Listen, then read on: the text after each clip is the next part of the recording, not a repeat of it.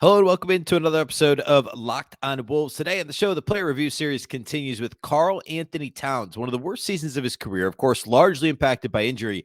But the areas in which he struggled the most might surprise you. Also, what does he need to do to figure out the chemistry with Rudy Gobert moving forward? And what's the future of Cat in Minnesota? We're going to break it all down on the show. Welcome in. You are Locked on Wolves. You are Locked on Timberwolves, your daily Minnesota Timberwolves podcast.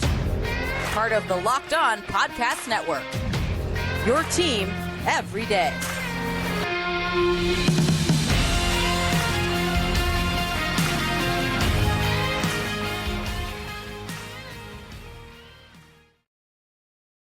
Hello and welcome to the Locked On Wolves podcast, part of the Locked On Podcast Network, your team every day. My name is Ben Beecken. I'm the host of Locked On Wolves. Today on the show, we're going to break down Karl-Anthony Towns. We're going to break down his season and everything that goes along with it. It was certainly a tumultuous one for Cat, not entirely of his own doing, of course, either. But we're going to break the whole thing down here today. A big thank you, first of all, for making Locked On Wolves your first listen every single day. Of course, you can find this podcast wherever you listen to podcasts, including YouTube, as well as all of your favorite platforms, Apple, Google, Spotify, Odyssey. Wherever you like to listen to podcasts, you can find this one. You can also watch on the Locked On Sports Minnesota app. That's on both Roku and Amazon Fire TV. More great local sports coverage 24/7, and it's free. Download the Locked On Sports Minnesota app today on Roku and Amazon Fire TV. You can also follow on Twitter at Locked On T-Wolves and also at Beecken with two B's, two E's, CKEN. Also, today's episode of Locked On Wolves on this Tuesday is brought to us by our friends over at Game Time. Download the Game Time app, create an account, and use the code LOCKEDONNBA for $20 off your first purchase. Last minute tickets, lowest price guaranteed. All right. Let's get into the Cat stuff. So there's a ton to cover here. Most seasons, Cat has the meatiest, season to break down, right? Like the last couple of seasons, I mean, you could argue last year was the best all-around season of his career, as in 21-22. He was an all-star again after missing, because of injury, primarily the previous two seasons. Both of the COVID-shortened seasons, Cat had injury issues. In 21-22, he played 74 games, shot 41% for the field, averaged 25 and 10, essentially 24.6 and 9.8. So it was his first non-double-double averages last year. But he really showed growth playing with Anthony Edwards. I thought he showed growth on the defensive end of the floor.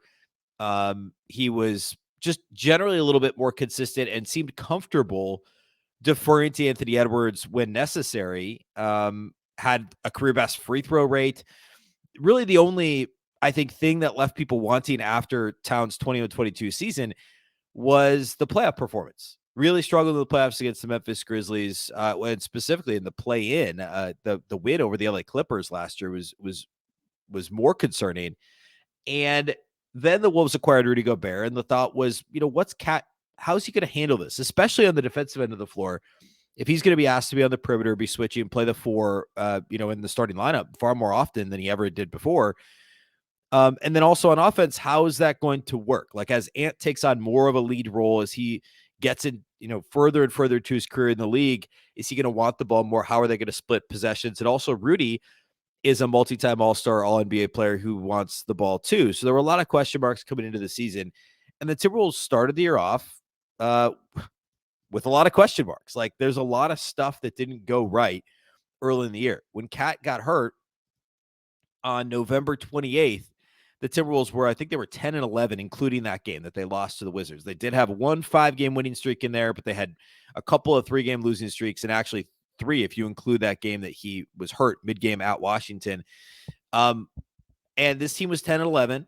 They went 500 without Cat. Cat comes back. They're a little better with him in the lineup to close the season. They went 6-3 over their final 9 with Cat. He missed one game in there. He played 8 of those 9 games, but they were 6-3 after Cat returned from injury. They finished the season strong. They were 42-40. But then, of course, you look at the whole thing, and they're 4 games worse than they were the year prior after spending, mortgaging their entire future from a draft capital perspective, and also Walker Kessler for Rudy Gobert, and they got worse. And then again, the other flip side of it is, if you will, Karl-Anthony Towns missed 52 consecutive games in the middle of the season. He played 29 games, which is by far his career, the least of his career. He played only 35 in 1920, but remember that season was significantly shortened by a month or so because of COVID. So in terms of percentage and number of games, it was still his, the least games he's played his entire career. And I mean, like, I would still argue he's the Timberwolves' best player. I know Anthony Edwards has the crazy ceiling. I know we want to talk about him, and I know he's got the better two-way potential.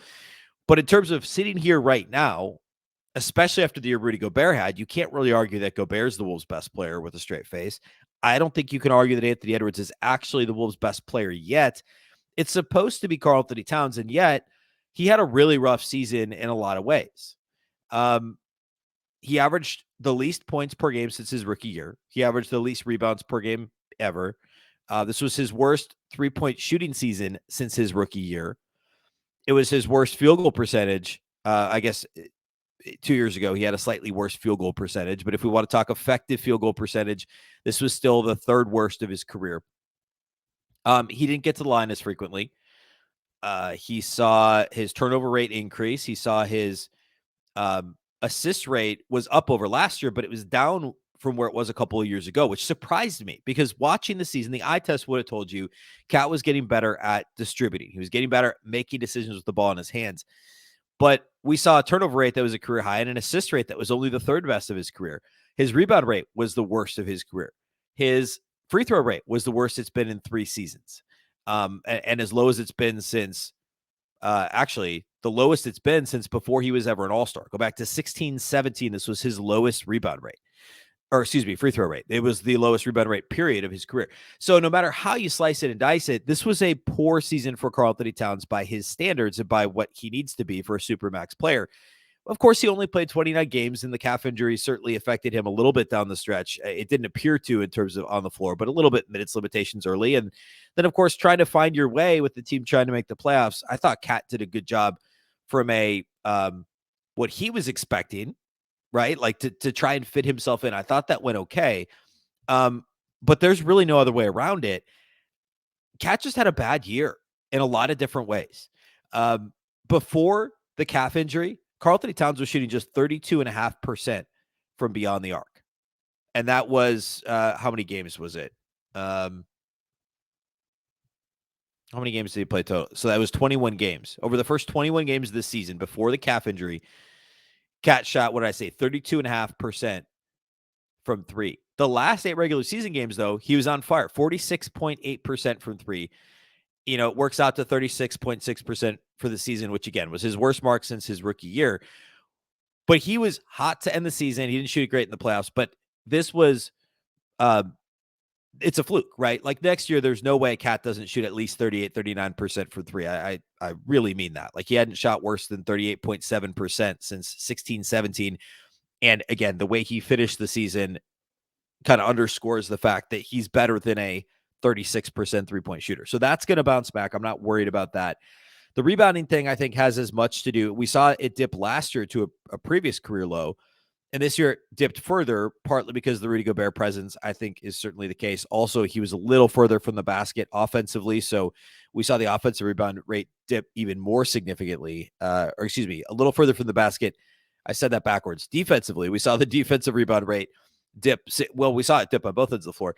But because he was on the perimeter more often, we also saw the block rate decrease dramatically. So because he's playing the 4, that's going to impact some of these other numbers, the rebound rate in general, the block rate. We'll talk a little bit more. I want to break down the play types and what he did offensively here in a minute, and we'll get a bit more into him, how far he was from the basket, the types of plays he was involved in this year. So we'll do that here in a minute. I'll also talk a little bit about some lineup data as well. But just know, across the board, almost to a number, this was a career worst season to this point for Karl-Anthony Towns in his age 27 year. A very small sample size, 29 games. Like, again, that's essentially a third of a season. So I'm just stating the facts, what they are. There's a lot of factors that went into this. I bet if he plays a full season, this isn't the case, and it's a much better year. But when he was on the floor, that's what happened. That's what we saw from Karl-Anthony Towns. All right.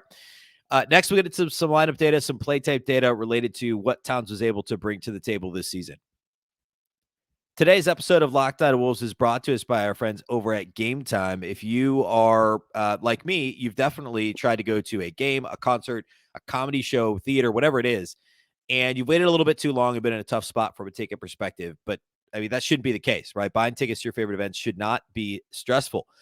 Game Time is the place for last minute ticket deals. Forget planning months in advance. Game Time has deals on tickets right up to the day of the event. Get exclusive flash deals on tickets for football, basketball, baseball, concerts, comedy, theater, and more. The Game Time guarantee means you'll always get the best price. If you find tickets in the same section a row for less, Game Time will credit you 110% of the difference. It's the fastest growing ticket app in the country for a reason. Snag the tickets without the stress with Game Time. Download the Game Time app, create an account, and use the code LOCKEDONNBA for $20 off your first purchase. Terms apply. Again, create an account and redeem the code LOCKEDONNBA for $20 off. Download Game Time today. Last minute tickets, lowest price, guaranteed.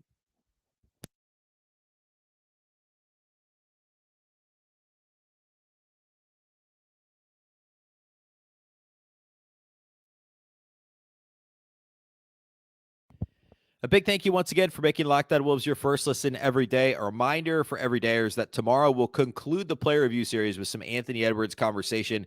Later in the week, the plan is for Friday's show to be a very special show with a national guest, a renowned writer that you've no doubt heard of. We'll have on the program to talk about the Wolves. I'll plan to announce that on probably Thursday's show. We'll announce who it'll be on Friday. So stay tuned for that. All right. Further breaking down Karl-Anthony Towns season, we talked about the offensive numbers, the career low in many different categories. Continuing the conversation related to offense, I think this is a good next step here. Because the Wolves added Rudy Gobert to the mix, and because Anthony Edwards had the ball in his hands more often, and early in the season, D'Angelo Russell was still in the mix. So, I mean, Cat was, I won't say fighting with, because, again, the chemistry between Cat and Edwards is generally really strong. But between Edwards, Russell, Cat, and now Gobert, early in the season, there was not a ton of ball to go around. And late in the season, Cat was trying to be a good citizen and kind of just fit in with what was already happening. In general, though, we saw Cat's usage rate go down. We talked about that. So it was the lowest usage rate he's had since his first All-Star season, which was the Jimmy Butler season, 17-18. So the only other season besides his rookie year where Cat had a lower usage rate was the year that he shared with Jimmy Butler. And yes, he was an all-star. He was great in a number of different ways. But this was the lowest usage rate he's seen since then. The other place that we saw him be less effective, he got less opportunities and was less successful, was in isolation. Last year, we saw him do a bunch of facing up to the basket from the perimeter. You know, teams would, you play a 5 on him, they don't come out far enough, he knocks down a 3. And, you know, last year, what was that, 41% from 3? Last season, 21-22, 41% for 3. If you come out on him, he pump fakes and goes by you with the 5. If you have a 4, he just shoots over you. And he's still quicker than a lot of 4s in the league. Now with him playing the 4 and with Gobert in the mix, things got shuffled around a little bit. Cat just played a lot less in isolation. Not a ton less. He was a lot less successful, but he played less there. So last season in 21-22, he was about 3 possessions per game, or 12.5% of his possessions were what I would call an isolation, or not what I would call, what NBA.com calls isolation.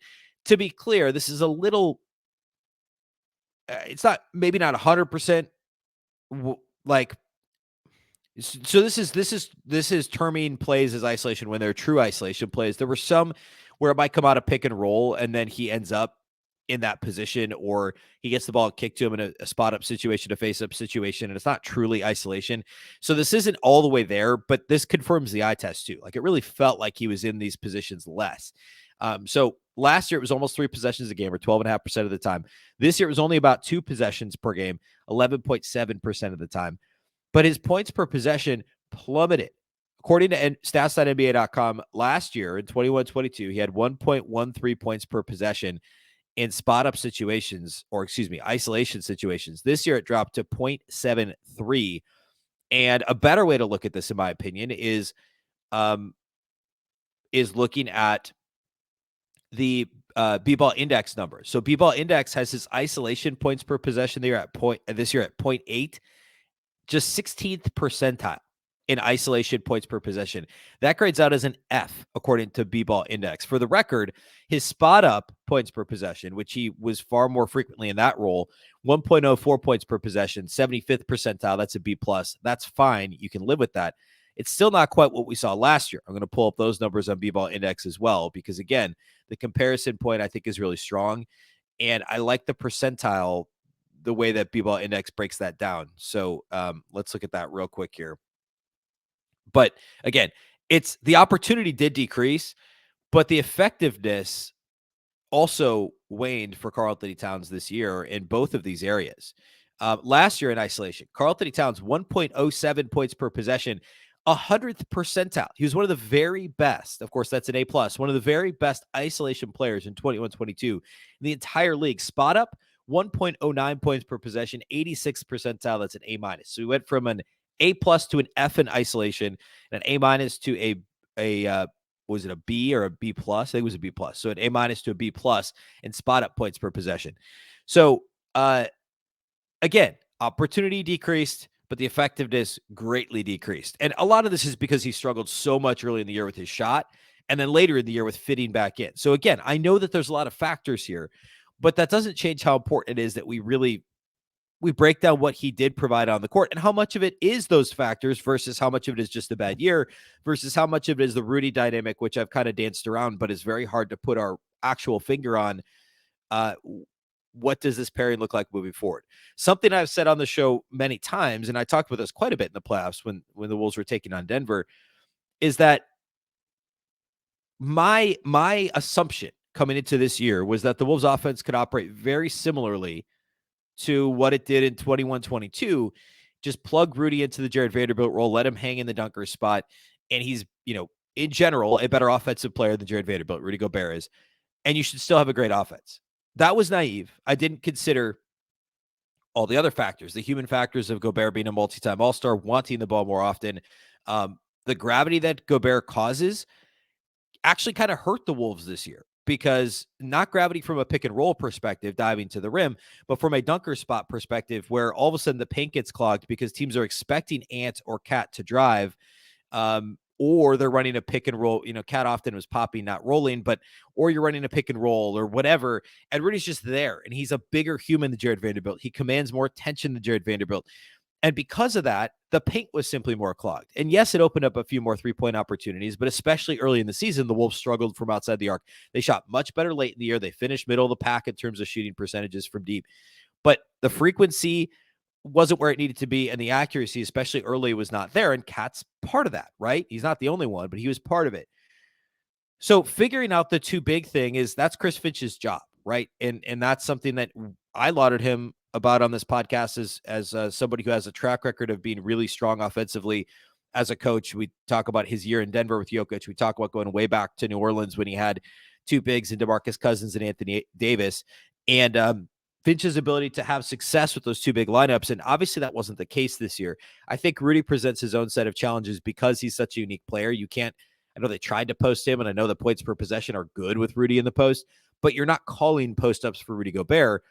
And if you are, what are you doing with Cat? Now, the obvious answer, and I said this in the playoffs again, is pick and roll with now it's Mike Conley and Rudy Gobert, and you're spacing with Ant and Cat, and either one of those guys can cut and the other one can spot up, or you can spot them both up, and they're both really good catch and shoot three-point shooters. Ideally, you're running Ant and Rudy pick and rolls with Towns playing what I would term as a souped-up Bojan Bogdanovic role if you're looking at the Conley Gobert Magic. Wow. Conley Gobert Jazz teams for the past few years. Towns is better than Bojan Bogdanovic. I don't want to lose sight of how good Bogdanovic is. But if you have Cat spotting up, that's more dangerous than Bogdanovic spotting up because he could just simply do more off the dribble. And Bogdanovic actually, I think, was a slightly better corner three-point shooter. But teams have to respect Karl-Anthony Towns from deep. That, to me, is the best-case scenario. But the Ant and Gobert chemistry never fully developed. And that, it's another topic. We talked about it a little bit with the Gobert review, but we'll do it a little bit more with Ant. And that just kind of wasn't a viable offensive solution, partly because of spacing, partly because Towns was out a bunch. But to me, your best offense is going to be Conley spotting up, because again, in the playoffs, I flipped this. In the playoffs, I said it has to be Conley and Gobert because you have a short runway to figure this out, right? You just got to win games. Long term, it's Ant and Rudy in the middle of the floor. It's Conley catch and shoot because he's a phenomenal catch and shoot, 46% for three the last couple of years, catch and shoot. Wolves uniform, Jazz uniform, just great. And then Towns is spotting up.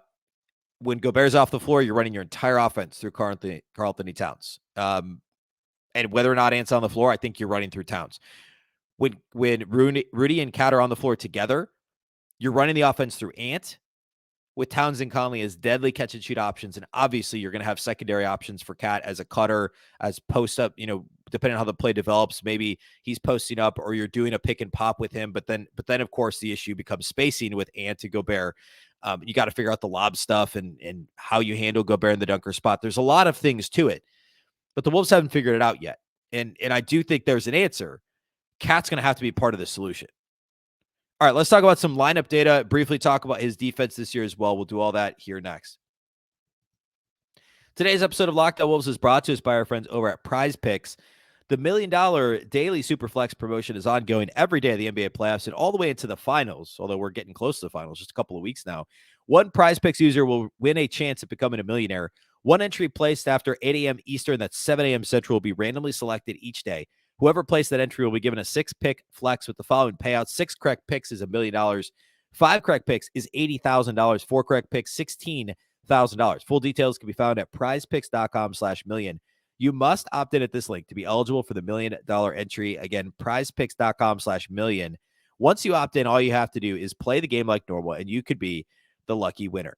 If you're not familiar with Prize Picks, it's really easy to use. Just pick 2 to 6 players, and if they'll score more or less than their Prize Picks projection, you can win up to 25 times your money on any entry. You're not competing against other people. It's just you versus the projections available. They offer projections on any sport that you watch. Of course, that includes the NBA into the playoffs now as well. Including the playoffs, I should say. MLB is well underway. NHL playoffs are ongoing. Any sport, really, you can find it at Prize Picks and make your picks in less than 60 seconds. Download the Prize Picks app or go to prizepicks.com to sign up and play daily fantasy sports. First-time users can receive a 100% instant deposit match up to $100 with the promo code Locked On. If you deposit $100, they'll give you $100. If you deposit $50, Prize Picks will give you $50. Don't forget to enter the promo code Locked On at sign up for an instant deposit match up to $100.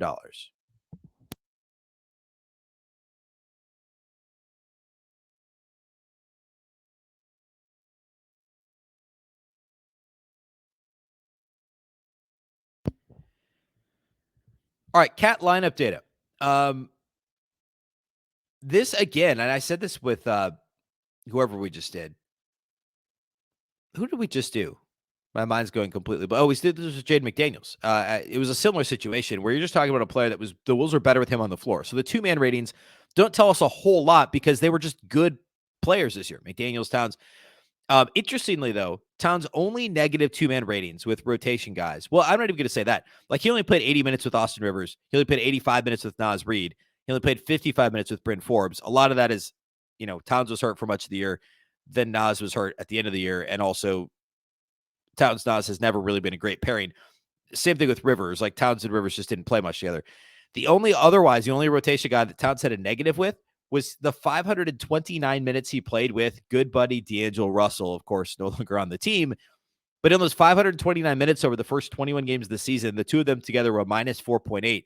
Now, a big part of that is that was those 21 games. Russell wasn't on the team at the end of the year when the Wolves played better with Towns on the floor. It's a chicken or the egg type of situation. But that was his only negative pairing. He was barely positive with Anthony Edwards, barely positive with with Rudy Gobert. Again, those pairings had an opportunity to recover a bit over the final couple weeks of the season. But still, I thought that was notable. There isn't a whole lot else to glean, in my opinion, from the lineup data with Karl-Anthony Towns. It just like there was the sample part of it is the sample is simply not big enough. But also, like, again, he's a good player. The Wolves are better with him on the floor than not. Maybe the most encouraging one was the Ant Towns Conley 3-man. That was a plus 11.3, and it was actually his third best pairing with anybody that he played more than 100 minutes with. The other two, by the way, both include Jordan McLaughlin. McLaughlin, Ant, and Cat together in 100 minutes, a plus 18.5 net rating. McLaughlin, Towns, and Taurean Prince a plus 19.4 net rating. Surprised me a little. But again, we talked about this when we talked about McLaughlin. Towns and McLaughlin continue to be a strong pairing. I mean, that was his best two-man lineup. Towns and McLaughlin, a plus 18.1. And this one's maybe more interesting. His next best two-man was Nickeil Alexander-Walker. Very small sample. But I wonder how much stock the Wolves actually place into that when they're debating whether or not to retain Alexander Walker, who's a free agent, a restricted free agent this offseason. We talked about that when we did Nas season review. I'm very curious to see what happens with him on the open market. I think he's more valuable than Josh Okogie was at this stage. But what do the Wolves do to try and bring him back? Does the recency bias of a great postseason run, the defense on Jamal Murray, the defense on Shai Gilgeous-Alexander in the play-in, does that play into the Wolves' calculus here? I mean, it should, but how much does it play in? But at any rate, in a small sample, those guys played well together. Same thing with Conley. They were plus 11.8 in a small sample. So again, not enough here to really glean or to really glean something significant from the lineup data, in my opinion, for Towns this year. Defensively, he was asked to do some different things. I thought he was pretty decent. Now, most advanced metrics would say that he wasn't great defensively. Like, I think most of them on B-ball index, he's like around a B minus.